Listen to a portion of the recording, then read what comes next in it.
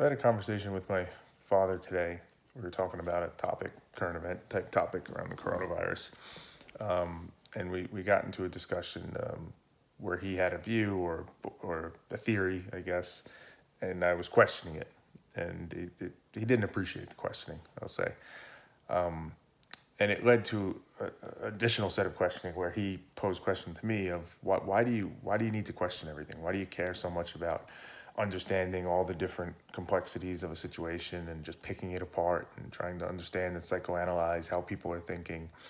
Why do you need to do that?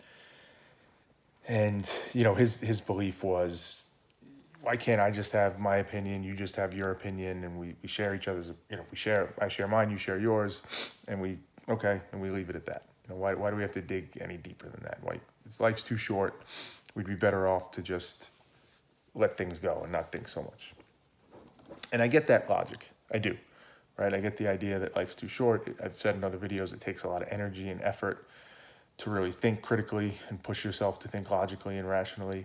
So I can understand why somebody would say, I'm doing a cost-benefit analysis in my head, and the cost of thinking that way is too high and the benefit too low, right? There's not enough that I can see to be gained from it, where it's an exercise that I would want to do. That's more or less, I think, how my dad was feeling. So I thought about it a bunch. What is the benefit? And I think there's a number of reasons why I do the things that I do, why I think the way I think, etc. Try and push myself to think better. But at its core, it might be as simple as that cost-benefit analysis, right? That my dad's doing in this hypothetical. I think the numbers are off. I think the input is off, right? Some of the assumptions that are made to do that calculation are off.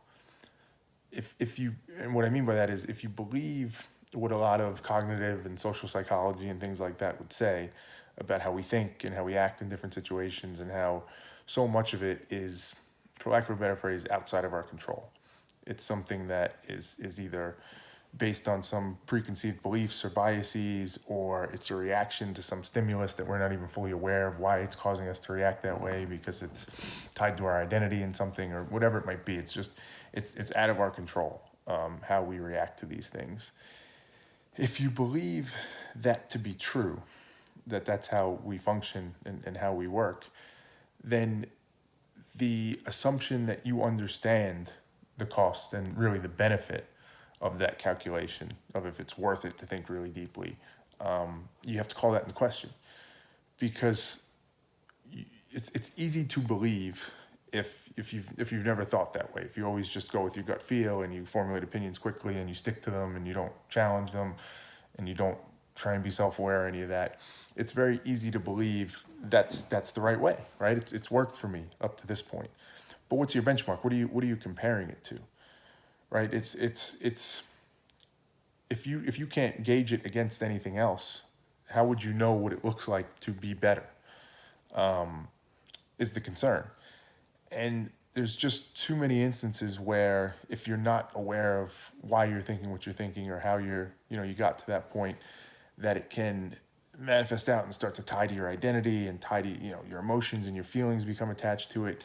And there could be instances or issues that you have throughout your day or your week or your month that you have no idea are tied to the fact that you just weren't self-aware enough, and you don't understand of why this certain topic triggers you a certain way, or whatever the case may be, right? There's all these things that could be happening that you're misaccounting for, right? You're not attributing them to a root issue of, you're not in control enough of how you think, and your emotions and your feelings are kind of running rampant, and you're not sure why. So if you're missing that input, if you're missing that part of the calculation, you're always going to come out, or most likely going to come out, with an answer that says, that's not worth it. There's nothing to be gained there. It's almost a hidden benefit that you can't see until you start to do it.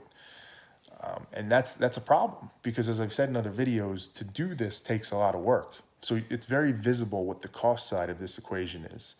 It is not very visible the benefit side. If anything, normally when people do that calculation, the benefit side becomes a negative, because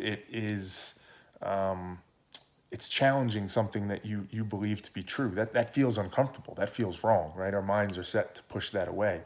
So you don't even feel better when you do it, seemingly. You seem to feel worse at first. And again, it's that hidden benefit that you can't see, that, hey, if you could just break through that, if you could have the mental toughness, as we've talked about in other videos, to break through that uncomfortableness, get through it, get to the other side, you'll start to realize some of those hidden benefits. But that's, again, it's a hard thing to do. So the irony is, if you follow a rational approach to determine if it's worth it to think rationally, you're going to likely come out in an answer that the answer is no. But it's that problem of not having the right inputs. You don't have the right perspective on that hidden benefit.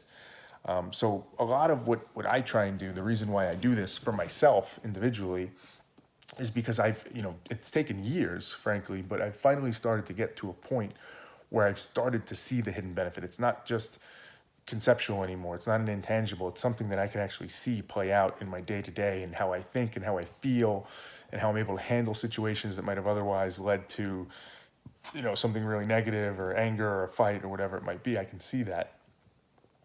And I push it for other people because I think it's that important, right? I think it's that important for them, that the benefit is too great, and they need to know about it, right? They need to try and strive for that, I believe, or at least just give them a fair chance. Just say, hey, there is this benefit here that you may not be seeing. The challenge that I often run into, as I mentioned already, that I need to continue to push to try and think through, is how to make that calculation more obvious, how to bring that hidden benefit more to the forefront, to where it's not hidden anymore. Easier said than done. But I think it's critical, if you want to try and scale this way of thinking and get other people bought into it. You need to make that equation make sense for them.